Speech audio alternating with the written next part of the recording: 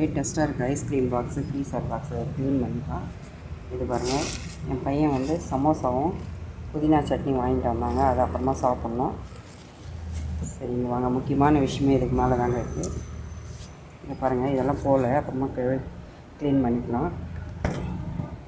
இங்கே பாருங்கள், சுத்தமாக ஐஸ்கிரீம் இல்லைங்க. இந்த 2 பாக்ஸ் தான் இருக்குது, சுத்தமாக ஐஸ்கிரீம் இல்லை. நாங்களும் போயிட்டு டெய்லி போய் கேட்டுட்டு வரோங்க. லோடு வரலன்றாங்க. ஆனால் ஐஸ்கிரீம் இறக்கின்னு தாங்க இருக்குங்க அருண் ஐஸு. இந்த மாதிரி கடை வச்சுருக்கவங்ககிட்டலாம் வந்து ரொம்ப கஷ்டம் போல் இருக்குங்க ஐஸ்கிரீம் வாங்குறதுக்கு.